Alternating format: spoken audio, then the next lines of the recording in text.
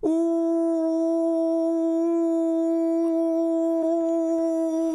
going on, my fellow investor and money-making homies? It's your boy, Kevin.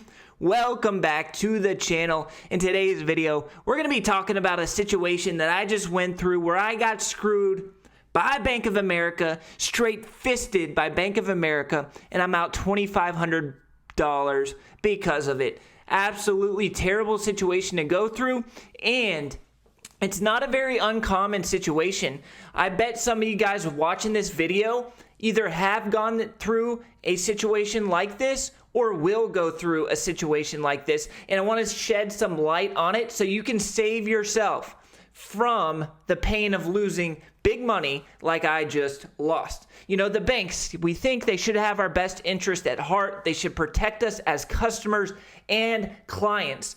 But sometimes, and most of the time, they just have their interest in mind. You know, back in the day, banks were a lot worse, right? If there was a whisper in the community that a bank may be going under, back in the old cowboy western days, then everybody would run to the bank and try to get their money out. And if you didn't get there in time and the bank shut down because everybody was making a run on the bank, you were out your money. Now we have, regulations. We have the FDIC, protecting us to a certain extent, but in situations like I just went through, you're out of luck. So we're going to be talking about it, going through it, telling you guys what happened so you can avoid getting screwed from the bank like I did. All right.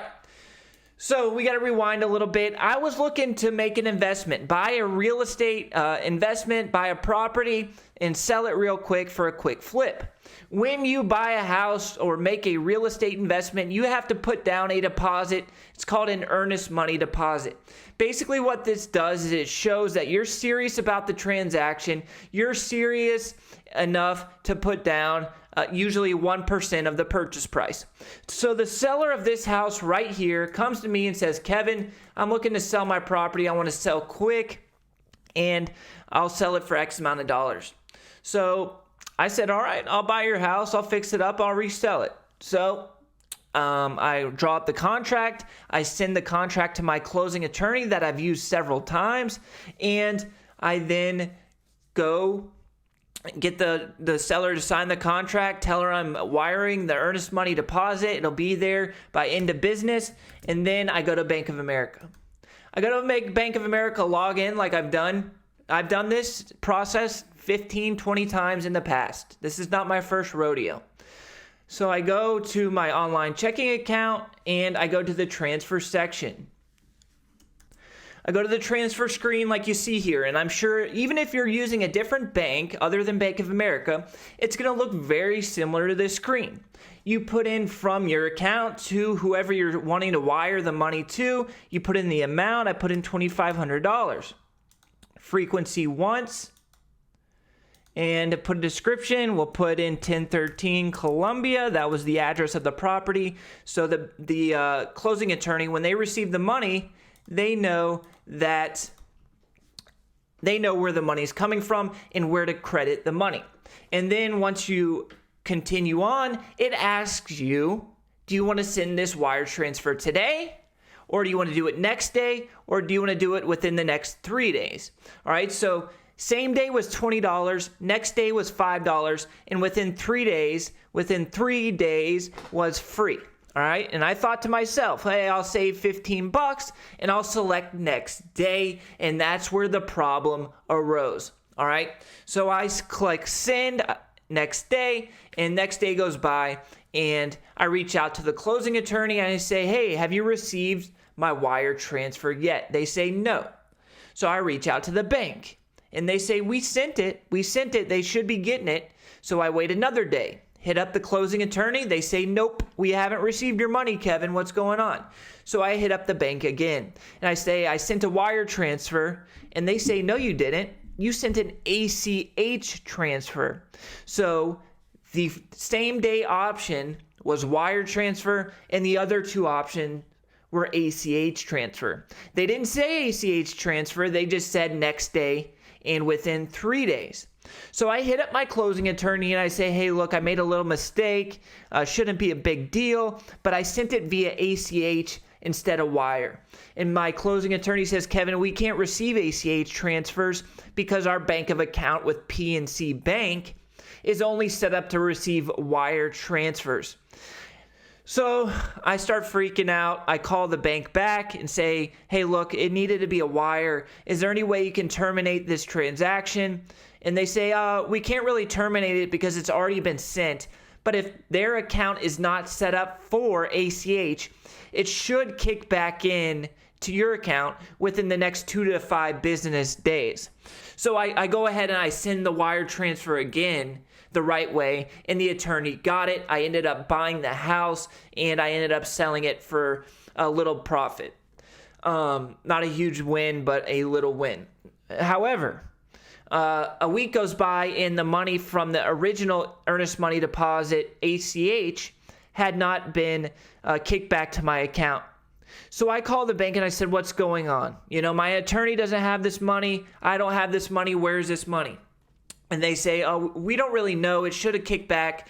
But sometimes if somebody's set up for only wire, it's a different routing number to a wire than an ACH.